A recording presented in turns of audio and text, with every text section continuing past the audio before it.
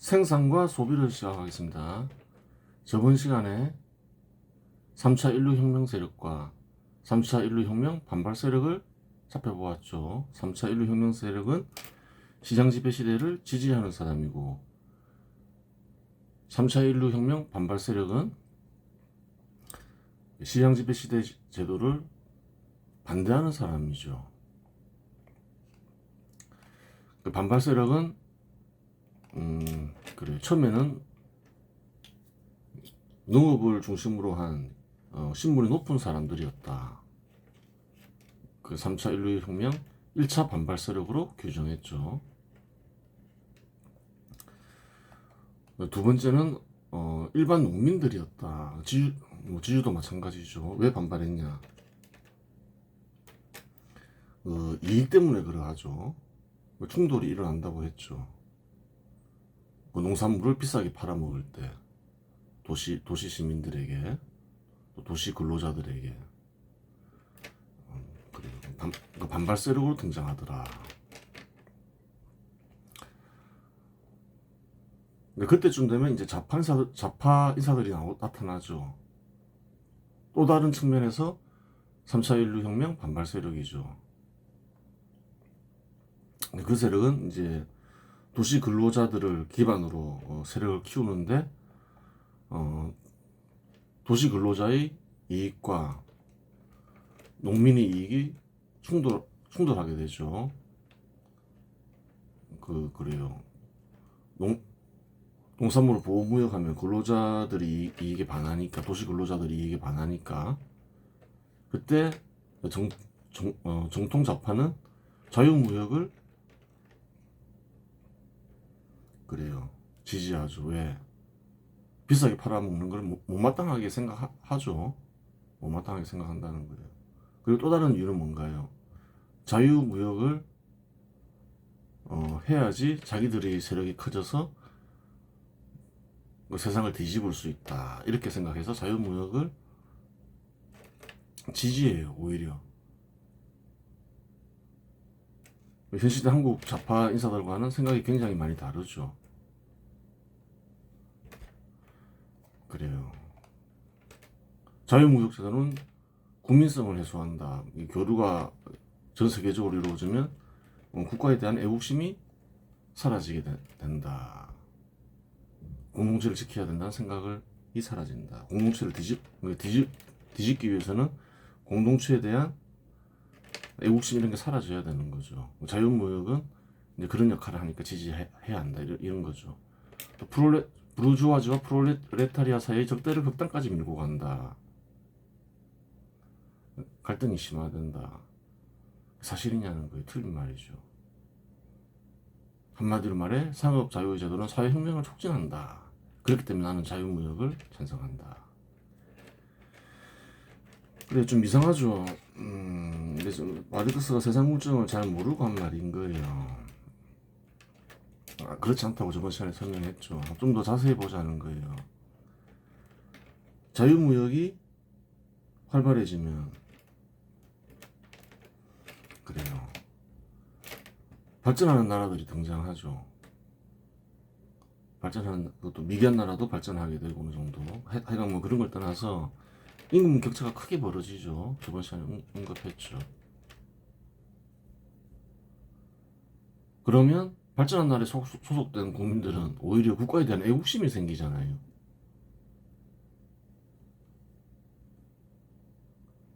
임금이 높게 주는 어떤 생산성 높은 사업체에 속한 이들이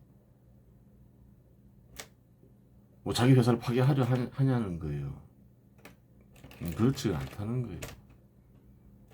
뭔가 좀 잘못 파악하고 있는 거예요. 그 생산성이 임금을 결정한다는 걸 몰라서 그랬던 것인데 이 사람은 무슨 생각을 했을까? 이 사람은 어떻게 생각했냐면 한번 과거에 읽어봤지만 내용을 대충 보니까 뭐 다 읽지는 않죠. 방대한 책을 뭐 읽을 시간도 없고 어떻게 생각했냐면 임금이 생산성에 의해서 결정된다고 생각하지 않은 거예요.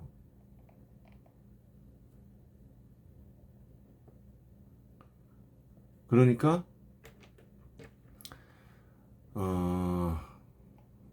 어떻게 생각했냐? 이 국가적으로 그래요. 그 사업체를 키우기 위해서 근로자들에게 최대한 임금을 적게 주려고 한다. 그 근로자들은 생산성이 높은 사업체에서 일하건 그렇지 않건 다 비슷비슷하다. 그냥 쉽게 얘기해서 간신히 먹고 살 만큼만 다 번다. 그렇게 생각한 거예요. 그거는 한국과 내 사업체들에서도 마찬가지고,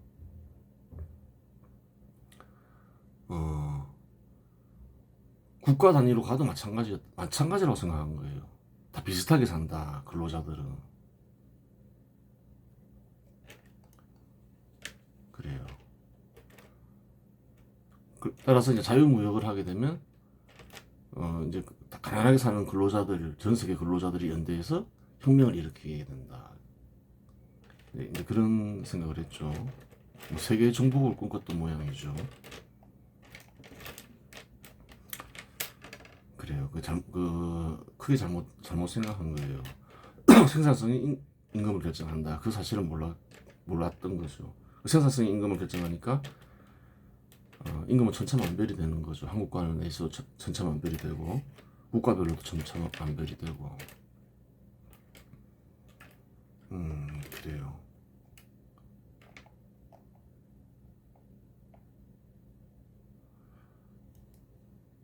그럼 이제 한번 보겠습니다. 시장 지배 시대가 도래하자 시장 지배 시대 자체에 전면적으로 반발하는 세력이 등장한다. 본격적으로 도래하자. 산업혁명 이후죠. 그와 같은 세력이 생기는 원인에는 두 가지가 있다. 왜 현 시대를 부정적으로 볼까? 이전 시대와 비교하면 비교할 수 없을 정도로 좋아졌죠. 어떤 점이 좋아졌나요?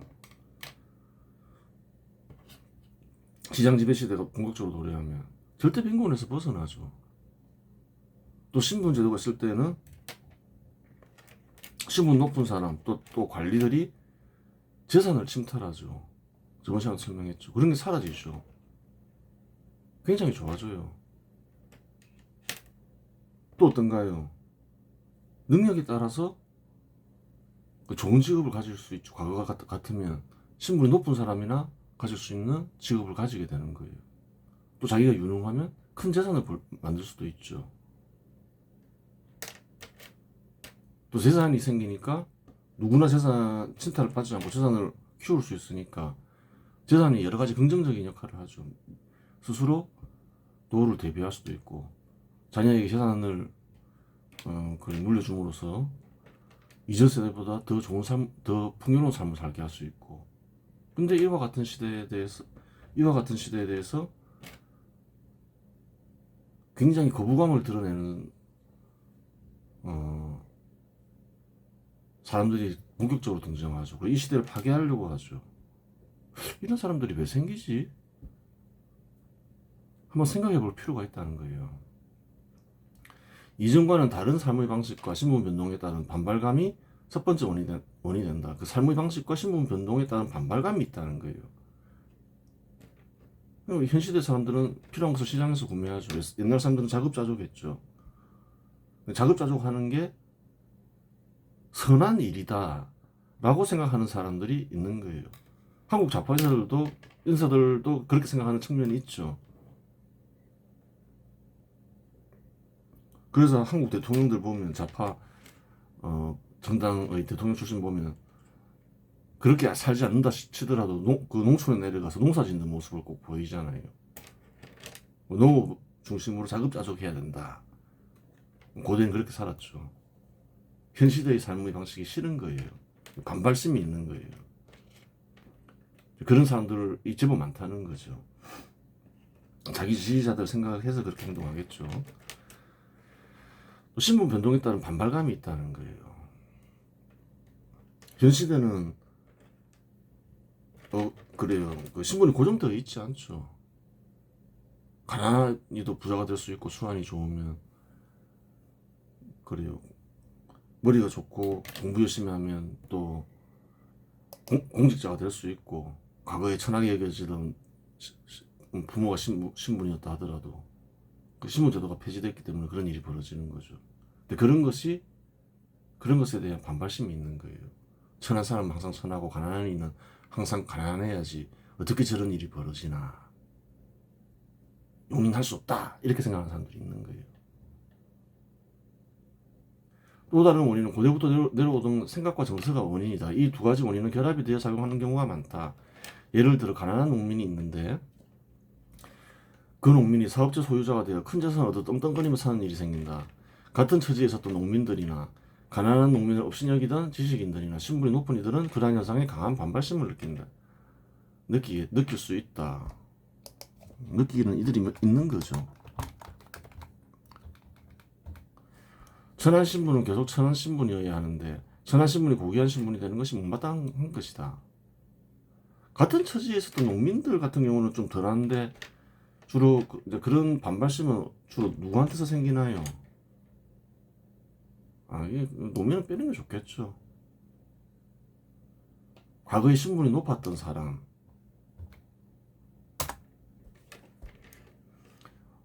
그래요. 그리고 가난한 농민이나 장인보다 신분이 높았던 사람들이 이제 그런 생각을 하기가 쉬운 거예요. 예전에 알고 보니까 쟤네들 가난했는데, 큰 재산을 큰 사업체를 만들더니만 큰 재산을 모아서 떵떵거리고 사네? 기분 나빠. 이렇게 되는 거죠. 마르크스의 그래도 그게 나타나 있어요. 중세 도시의 유년기에는 도주한 농노 중에서 누가 주인으로 되며 누가 하인으로 되는가 하는 문제는, 그러니까 누가 사업체 주인이 되고 소유자가 되고 누가 근로자가 되는가 하는 문제는 대개 그들 중에서 누가 먼저 도주하였는가에 의하여 결정되었는데 자본주의적 유년기에도 흔히 그러하였다. 부자들을 분석해 보니까 어떤 사람들이냐, 천한 신분이었다는 거예요. 노예 출신이었다는 거예요. 그런 사람들이 사업체 소유주가 되어서 이렇게 잘 나가더라. 장인에 대한 얘기도 나오고 그러죠. 못마땅한 거예요. 마르크스 본인은 어떤 사람인가요? 신분이 높은 사람이었죠. 부모나 장인이 재산이 있고, 그래요. 또 어떤가요? 자기는 신분도 이제 귀족 신분이었죠. 본인은 평생 어떻게 살았나요? 지원을 받거나 재산 까먹고 살았죠. 가난하게 살았죠. 왜?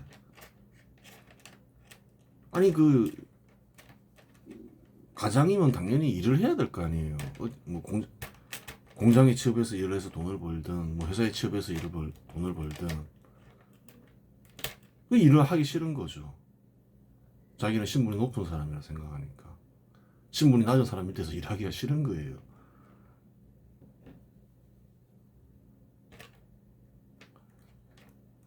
그래요.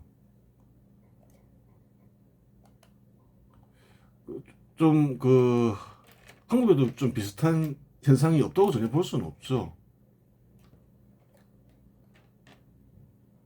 한국에서 좀 그런 경향이 현 시대 요즘 들어서 많이 사라졌는데 좀 없었다고 보기는 어려워요. 그런 거에 대해서 못마땅히 생각하는 거죠. 한국에도 농노까지라고는 아니지만 이제 농노 출신이었을 수도 있죠. 모르는데 일제시대 때는 신분제도가 철폐돼서 가난했던 사람들이 도시에 먼저 진출해서 수완이 있어서 크게 성공한 경우가 많잖아요. 재벌들 중에도 있잖아요. 그런 걸 못마땅하게 생각하는 거예요. 그래서 한 수십 년 전만 하더라도 재벌을 아주 제약시하는 경우가 많았죠. 그런 배경에는 이런 게 있다는 거예요. 천한 신분에 있던 것들이 잘 나가? 용납 못해. 이런 생각과 정서가 깔려 있다는 거예요. 하여간 3차 인류혁명에 의해 3차 인류혁명의 최대 반발 세력, 신분제도에 근거하여 권력을 장악하고 있던 농업의 지배자들은 제거되었지만 3차 인류혁명 반발 세력이 만들어낸 생각과 관습까지 제거된 것은 아니다. 그러한 생각과 관습은 수천 년간 전승되어 왔던 것으로 인위적으로 파괴할 수 있는 것은 아니었다. 그러한 생각에는 다음과 같은 것들이 있다. 어떤 게 있느냐? 신분의 이익을 법적으로 보장받고자 하는 생각. 신분제도는 특정 신분의 사람들에게 이익을 주고 특정 신분의 사람들에게 불이익을 줌으로써 성립된다. 현 시대에 살아가는 사람들의 생각은 새로 생겨난 것도 있지만 고대부터 쭉 이어져 온 것도 있죠. 신분제도는 어떻게 생기나요? 특정 신분의 이익을 보장하는 것에서 시작하는 거예요. 혹은 특정 신분의 사람들에게 불이익을 줌으로써 시작하는 거예요.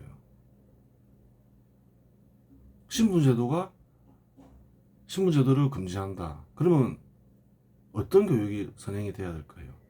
특정 신분 사람들에게 이익을 줘서는 안 된다. 특정 신분 사람들에게 불이익을 줘서도 안 된다.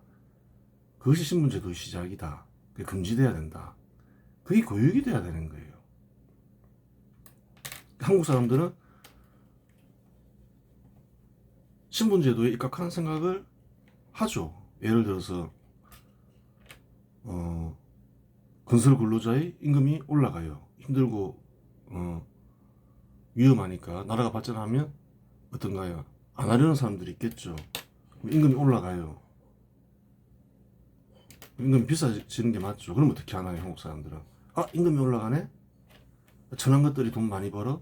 야, 그 저임금 근로자, 외국인 저임금 근로자 써. 그러면 그러한 근로자들은 큰 소득을 얻지 못하게 되는 거죠. 어떤 일을 하고 있는 건가요? 불이익을 준다는 거예요.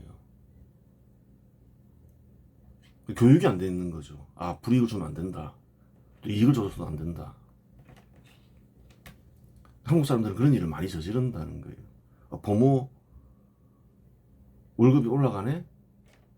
아, 부모 그런 허접한 직업 사람이 돈을 많이 벌어도 되겠어? 안 돼! 하면서 외국인 근로자 저임금 외국인 근로자 써! 이렇게 해버리는 거죠. 그 신분제도적 생각은 그대로 이어지고 있다는 거예요. 타파해야 될 생각인 거죠. 상공인과 상공인들이 사업체를 통제하고자 하는 생각. 그 좌파 인사들 생각을 잘 분석해 보라는 거예요. 상공인과 상공인들이 사업체를 통제하고자 하는 생각은 고대부터 있어 왔다는 거예요. 실제로 통제해 왔고 고대 농업을 지배하던 이들은 권력으로 상공인들을 통제해야 한다고 생각했다. 특히 동북아시아에서는 상공인들을 천시하기까지 했다. 어느 나라든 간에 통제했는데 그래서 서구는 장인과 상인들을 그래도 농민보다 밑으로 보진 않았는데 존경받기도 하고 그랬는데 지역에서 장인 같은 경우는 필요한 기술을 제공하니까 동북아시아에서는 어떻게 했나요? 전시했죠. 산업공상이라면서 더 심했다는 거예요. 그러니까 문명이 서양보다 처지게 된 거예요. 하여튼 이런 생각들은 여전히 이어지고 있다는 거예요. 좌파 인사들이 그래서 하는 게 보면 항상 뭔가요? 민간 기업을 부정적으로 보고 통제하려고 하죠. 한국도 지금 보라는 거예요. 또 좌파 인사들이 권력을 잡으니까 또 법인세 올리니 이런 얘기 하잖아요. 나쁜 놈들이다 이런 생각하고 또 노란 봉투법 만들어서 재산 침탈을 좀 자유롭게 하려 하고 그게 괜히 그런 생각들이 고대부터 이어져 오던 생각이라는 거예요. 사실은 좌파 인사들의 생각이 타인이나 타 집단의 재산을 침탈해도 된다는 생각. 그게 사업체 재산을 침탈한다거나 좀 어떤 국민들을 편가르기 위해서 부자는 나쁜 놈들이라면서 재산을 침탈하려는 생각이나 또 이번 주 주식이 폭락했지만 그래요. 좀 거액 투자자 있으면 재산을 세금 걷겠다는 운동 이런 게 다 재산을 침탈해도 된다는 생각이 있는 거예요. 고대부터 이어져 왔죠. 신분이 낮은 사람들이 재산을 침탈했죠. 고대에는 낮은 신분 사람들이 재산을 침탈하는 일을 당연한 일로 생각했다. 그 재산 침탈에 대해서 심각하게 생각하지 않는 거예요. 자급자족하는 삶, 특히 농업을 다른 산업들에 비해 중시하는 생각, 시장에 의지한 삶을 제약시하는 생각. 인류 대부분은 역사에서 농업을 중시하며 자급자족하며 살았다. 그 농업을 중시하면서 그래요. 자급자족하는 삶을 중시하죠. 상공업을 경시하고 고대부터 쭉 그렇게 수천 년간 그렇게 살아왔죠. 그래요.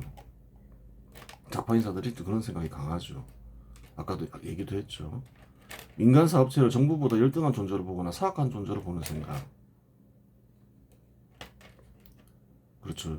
고대는 쭉 상공업을 통제했죠. 민간인 상공업체를. 정부가 우월하다, 농업이 우월하다, 그런 생각으로 통제하는 거죠. 그 좌파 인사들만 되면 민간 사업체를 어떤 식으로든 통제하려고 하잖아요. 하지만 위 생각들은 새로운 시대에 반하는 생각들이면 많은 사회 구성원들이 반대하는 생각들로 위 생각들로는 호소력이 없었고 세력을 키울 수 없었다. 그리하여 공산주의라고도 불리는 사회주의 견해를 만들어냈다. 위 생각들의 공동생산과 공동소비의 생산 방식을 결합하면 20세기에 유행했던 공산주의 사회주의 견해가 성립된다. 신분제도가 폐지되면 이러한 생각들이 금지가 되는데 이러한 생각들을 다시 실현하고 싶은 거예요. 실현할 수 있는 방법이 별로 없잖아요. 그러니까 뭔가 포장을 하는 거죠. 포장을 한 게 어떻게 포장하나요? 공동생산과 공동소비를 주장하면서 이러한 것들을 실현하려고 하는 거예요. 공동생산과 공동소비를 하기 위해서는 민간 사업체를 모두 말살시켜야 한다. 현실대 민간 사업체에 참여하는 사람들은 상품을 팔아서 소득을 얻은 뒤 시장에서 소비 대상을 구매하며 각자 알아서 살아간다. 공동소비하기 위해서는 이런 삶이 용납될 수 없다. 그러한 이유로 민간 사업체를 파괴하고 나아가서 시장을 파괴하고자 하는 것이다. 공동생산, 공동소비를 주장하게 되면 이제 그 시장에서 구매하며 살지 않게 되는 거죠. 뭐 배급해서 살아가거나 이제 함께 모여서 소비하거나. 하여튼 현 시대에서 이렇게 시장에서 이렇게 필요한 걸 얻는 삶에 정이 안 된다는 거예요. 꼴보기 싫다는 거죠. 어떻게든 파괴하려고 하는 거죠. 고대에는 이제 그렇게 자급자족하며 살아왔으니까 그래요. 민간 사업체를 파괴하면 민간 사업체를 대체하는 집단이 필요하다. 민간 사업체를 모조리 파괴했으니 그러한 역할을 할 집단은 정부 외에는 없다. 그러한 생각은 정부가 민간 사업체보다 유능하다는 착각과 정부가 민간 사업체를 철저히 통제해야 사회에서 풍요와 평등이 실현된다는 망상에서 비롯되었는데 그러한 생각들은 새로운 생각이 아니라 고대부터 이어져 온 생각이다. 물론 이는 틀린 생각으로 정부는 수천 년간 제대로 된 생산업체를 만들지 못했다. 예전에 살펴봤죠. 고대의 정부가 만든 생산업체 중 1,000명이 넘는 생산업체를 찾기 어렵다. 수천 년간 정부는 제대로 된 사업체를 키워내지 못했다는 거예요. 하지만 민간 사업체는 길게는 한 200년, 짧게는 수십 년 만에 대단한 예전과는 비교할 수 없는 큰 규모의 사업체, 또 생산성이 높은 사업체를 만들어내죠. 근데 정부가 더 유능하다고 생각하는 거예요. 정부는 역사적으로 무능한 게 수천 년간 확인이 되는데 왜 그럴까요? 그냥 생각이라는 거예요. 고대부터 정부는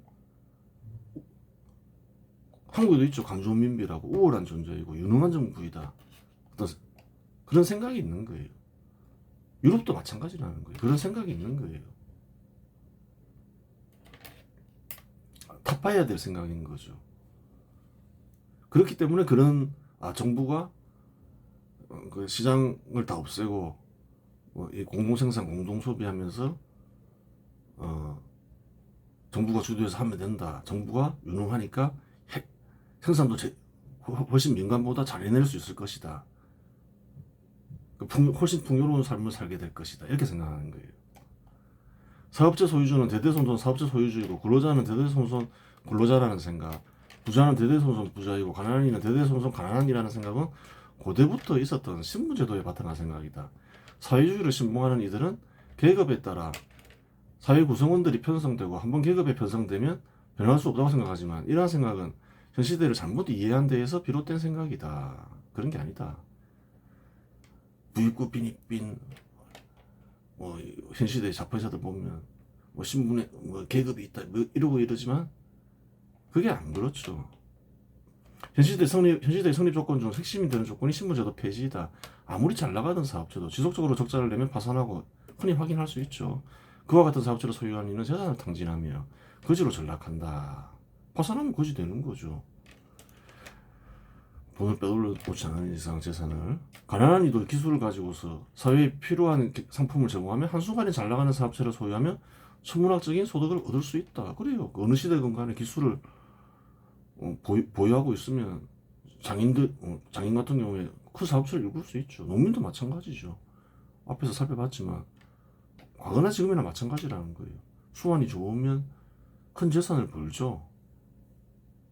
현 시대가 어떤 시대라는 것을 파악해라는 거예요. 배우지 못한 부모를 둔 자식이 열심히 공부해 자격을 갖추면 지식인 신분을 얻을 수 있고, 지식인 부모를 둔 자식이 공부에 관심이 없어 자격을 갖추지 못하면 지식인 신분을 얻을 수 없는 시대가 현 시대이다. 그렇죠. 근데 이제 이 좌파의사들이 집권을 하면서 이제 사교육을 허용하고 또 이상한 제도를 만들죠. 옛날에는 누구나 이제 그 시험을 쳐서 예를 들어서 고시 합격하면 또 이렇게 공직자가 되고 이랬는데 자꾸 제도를 바꾸려고 하는 거죠. 그 신분제도 발상이 있어서 그런 거예요. 3차 인류혁명 세력은 정반대죠. 신분제도 안 돼. 그냥 공정하게 그냥 시험을 쳐서 해. 사교육 안 돼. 딱 이런 식이잖아요. 정반대죠. 그 신분제도적 생각에서 좌파의사들이 못 벗어나서 그런 거예요. 물론 언급한 바와 정확히 실현되지 않을 수도 있는데 이는 신분제도의 폐지의 취지에 맞지 않게 제도를 수립하거나 정책을 집행한 각 국가의 정부 당국자 탓이지 현 시대의 문제는 아니다. 하여간 신분제도를 부정하는 현 시대를 제약시하는 자들은 본심을 속이고 있다. 예전에 가난하고 천하다고 생각했던 주변 사람이 큰 부자가 되거나 큰 사업체의 소유자가 되어 떵떵거리며 사는 꼴을 보기 싫은 것이다. 그거죠. 그게 첫 번째죠. 왜 이 시대에 반발하는 이유 중에 하나가 있다는 거예요. 재산을 가지고서 큰 재산을 가지고서 또는 예전에 무식한 부모의 자식이 천하다고 생각한 부모의 자식이 지식인이 되어 존경받고 있는 꼴을 보기 싫은 것이다. 쉽게 말해 신분적 생각에 벗어나지 못하는 이들에게는 이와 같은 신분 제도가 폐지됨으로 인해 일어나는 현상은 기이한 현상이며 일어나서는 안 되는 일이다. 아니 왜 천한 신분의 사람이 부자가 되기도 하고 예전에 귀족이나 하던 공직을 맡아서 공직자가 되느냐. 이런 일이 일어나서는 안 된다 이렇게 생각하는 거예요. 그러면서 좌파인사가 되는 거예요. 하여간 신분제도가 폐지된 현 시대는 다음과 같은 말이 실현되는 시대이다. 신분제도가 폐지된 사회는 어떤 사회냐? 다음 말을 잘 알아라는 거예요. 성경에 나오는 말이죠. 건축자의 버린 돌은 천한 사람으로 비유되는 거죠. 모퉁이의 머릿돌이 되었나니 건축에 쓰이는 중요한 돌이 초석이 되었다 이 말이죠. 중요한 돌이 되었나니 이는 여호와께서 행하신 것이요 우리 눈에 기이한 바로다. 현 시대는 성경의 말하는 이 구절이 실현되는 시대라는 거예요. 꼭 중요한 돌, 신분이 높은 사람, 높았던 부모를 가진 자식, 꼭 그런 사람이 중요한 돌이 되는 시대가 아니라는 거예요. 버린 돌이 조건이 되면 머릿돌이 되고, 머릿돌도 필요 없으면 버린 돌이 되고, 그런 시대라는 거예요. 결론적으로 사회주의자들이 실현하고자 하는 생각들은 새로운 생각이 아니며 신분제도에 바탕한 농업이 중심이 되는 사회에서 관습적으로 내려오던 생각이다. 이와 같은 생각은 그들의 뜻이 현실에서 실현되었을 때 여실히 드러난다. 사회주의가 실현된 국가에서는 신분제도가 형성되어 특권을 누린다. 그렇죠. 현 시대에는 신분제도가 부정되는데 사회주의나 공산주의가 실현된 곳에서는 특권 세력이 생기죠. 북한이나 베네수엘라 보라는 거예요. 다른 공산주의 국가들도 마찬가지였다는 거예요. 독재자가 나타나고 특권을 누리는 거죠. 경우에 따라 왕과 같은 신분이 생겨 개인적으로 국가 재산을 좌지우지하며 부귀영화를 누린다. 북한이나 베네수엘라를 봐라. 국민들을 가난과 절망에 빠뜨리면 특권을 누리는 자들이 있지 않나. 그래요. 잘 보라는 거예요. 북한. 다른 공산주의 과거에 이제 공산주의 국가들을 보라는 거예요. 어떤 국가가 되어 있었나요? 다들 조선시대와 비슷한 나라가 되어 있는 거죠. 농업을 중심으로 한 신분제도가 있는 사회. 그렇게 되어 있더라는 거예요.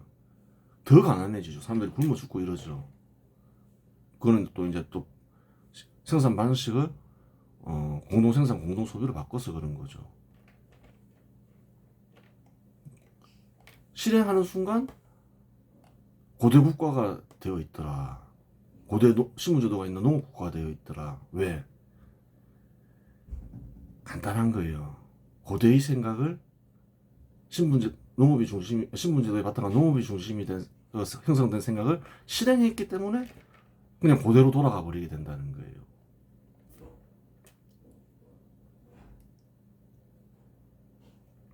그래요. 사유재산에 대한 적대감 역시 고대부터 내려오던 생각이지. 내려오던 생각이 특별한 생각이 아니다. 신분이 낮은 일반 국민들은 재산을 보유해서는 안 된다고 생각하였고 재산 침탈을 당연한 것으로 생각했다. 그러한 이유로 좌파 인사들은 재산 침탈을 당연한 것으로 생각한다. 그래요.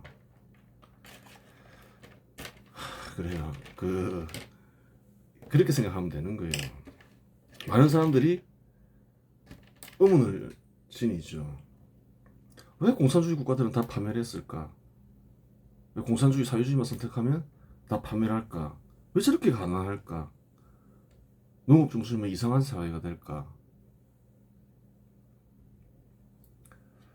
근데 자기들도 모를 수 있어요.